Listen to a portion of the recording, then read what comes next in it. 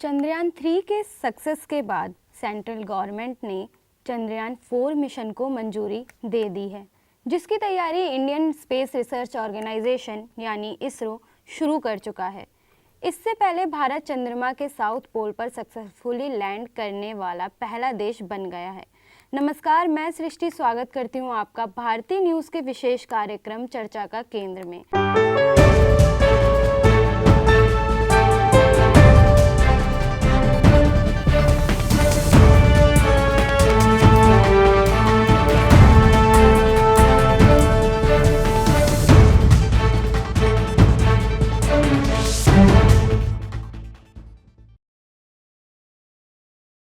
आज के हमारे इस एपिसोड में हम बात करेंगे इसरो के एक और नए मिशन चंद्रयान 4 के बारे में। सेंट्रल गवर्नमेंट ने चंद्रयान 4 की योजना को मंजूरी दे दी है, जिसके लिए गवर्नमेंट ने 2104 करोड़ रुपए का बजट अलॉट भी कर दिया है। चंद्रयान 4 मिशन 2 रॉकेट LMV-3 और PSLV के थ्रू अलग अलग इक्विपमेंट्स के 2 सेट चंद्रमा पर लॉन्च करेगा। इस मिशन का उद्देश्य चंद्रमा की इम्पोर्टेंट मिट्टी और चट्टानों के सैंपल कलेक्ट करना है। BBC की एक रिपोर्ट के अकॉर्डिंग इस बारे में भारत सरकार के विज्ञान परिसर ऑर्गेनाइजेशन के सीनियर साइंटिस्ट TV वेंकटेश्वरन ने पिछले चंद्रयान अभियानों का रेफरेंस देते हुए BBC तमिल से कहा कि हमें पहली जानकारी चंद्रमा की कक्षा में चक्कर लगाने वाले अंतरिक्ष यान से मिली।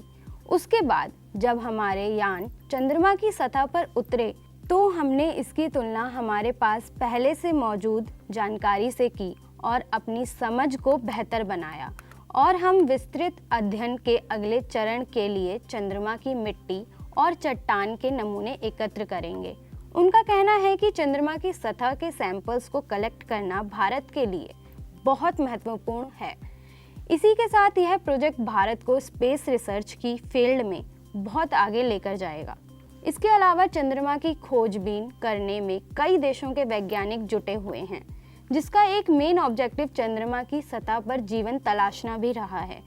हालांकि अब तक कुछ देशों ने चंद्रमा की सतह से मिट्टी के सैंपल्स कलेक्ट किए हैं, जिनसे यह पता चला है कि चंद्रमा का निर्माण कैसे हुआ, इसके अंदर क्या है और इसके इतिहास के बारे में भी काफ़ी जानकारी मिली है। इसमें अमेरिका और रशिया जैसे देशों ने काफ़ी अच्छा काम किया।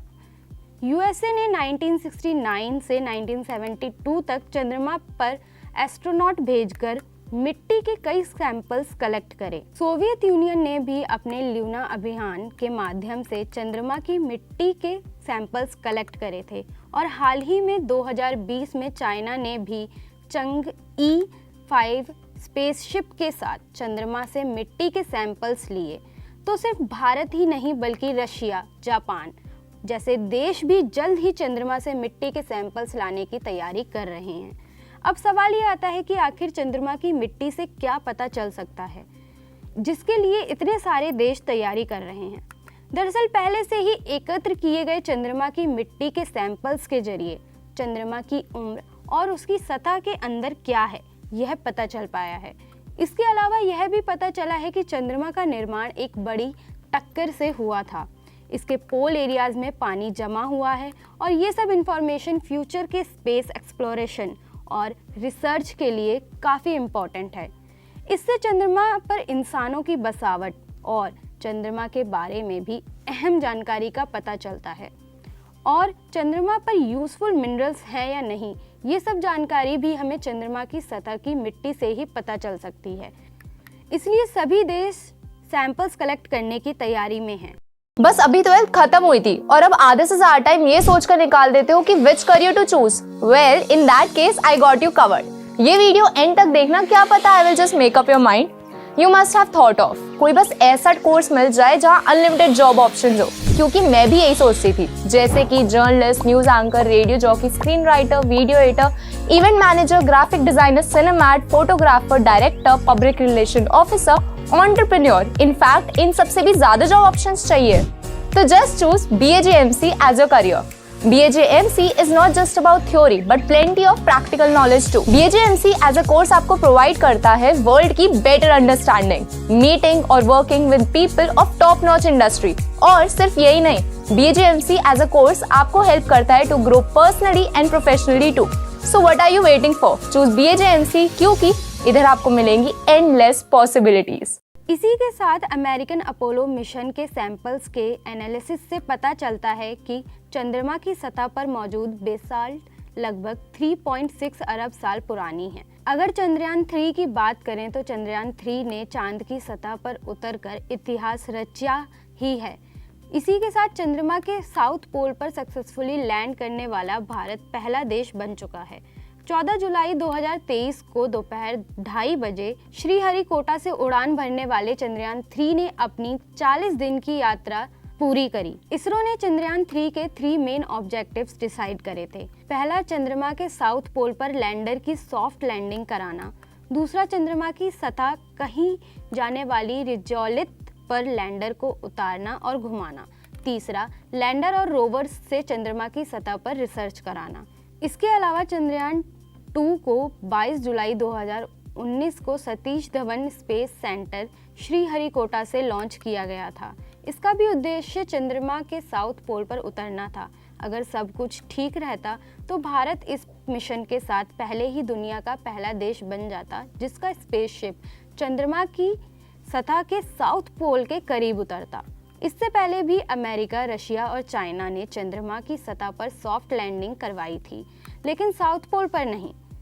चंद्रयान 2 जब चंद्रमा की सतह पर उतरने ही वाला था तभी लैंडर विक्रम से संपर्क टूट गया था। इसरो के चेयरमैन डॉक्टर के सिवन ने बताया कि जब इसरो का विक्रम लैंडर 2.1 किलोमीटर चांद की सतह से दूर था तभी ग्राउंड स्टेशन से संपर्क टूट गया। विक्रम लैंडर से भले ही निराशा मिली, लेकिन यह मिशन नाकाम नहीं रहा क्योंकि चंद्रयान 2 का ऑर्बिटर चांद की कक्षा में अपना काम कर रहा था। ये बिल्कुल सही बात है कि चंद्रयान 2 को बिल्कुल नई जगह पर भेजा गया था ताकि नई चीज़ें सामने आ पाएं। पुरानी जगह पर जाने का कोई फायदा नहीं था, इसलिए नई जगह चुनी गई थी। चांद पर पानी की खोज भारत का मुख्य लक्ष्य था और वो काम ऑर्बिटर कर रहा था। यह एक साइंटिफिक मिशन था जिससे बनने में 11 साल लगे थे। इसका ऑर्बिटर तो सफल रहा, लेकिन लैंडर और रोवर असफल रहे। अगर चंद्रयान 1 मिशन को देखा जाए तो इस मिशन को 22 अक्टूबर 2008 को लॉन्च किया गया था। अंतरिक्ष में पहुंचकर चंद्रयान 1 ने पृथ्वी की तस्वीरें भेजी। यह मिशन चंद्रमा के लिए भारत का पहला मिशन था।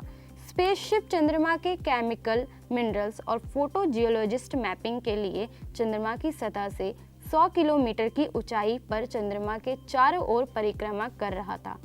स्पेसशिप में Bharat, America, Britain, Germany, Sweden और बल्गेरिया में तैयार किए हुए 11 साइंटिफिक इक्विपमेंट्स थे और यह मिशन तब खत्म हुआ जब 29 अगस्त 2009 को स्पेसशिप के साथ कम्युनिकेशन टूट गया। बीबीसी के एक रिपोर्ट के अकॉर्डिंग अब चंद्रयान 4 की तैयारी के लिए इसरो के चीफ एस सोमनाथ ने इस अभियान पर कहा है कि चंद्रयान 3 अभियान की कामयाबी ने चंद्रमा पर एक विशिष्ट स्थान पर उतरना संभव बना दिया है। अगला कदम सुरक्षित रूप से चंद्रमा पर पहुंचना और वापस लौटना है। इस कार्यक्रम में चंद्रयान 3 की तुलना में अधिक जटिलताएं जुड़ी हैं। इसी के साथ उन्होंने यह भी कहा कि इसमें काफ़ी चैलेंजेस होंगे क्योंकि चंद्रमा की मिट्टी के सैंपल्स इंसानों के बिना रोबोटिक टेक्निक से लेने होंगे। घड़ी की सुइयां बता रही हैं कि अब आपसे विदा लेने का समय आ गया है। तो अगले एपिसोड में फिर मुलाकात होगी एक नए विषय के साथ वीरवार को रात 8 बजे भारतीय न्यूज़ के विशेष कार्यक्रम चर्चा का केंद्र में। धन्यवाद।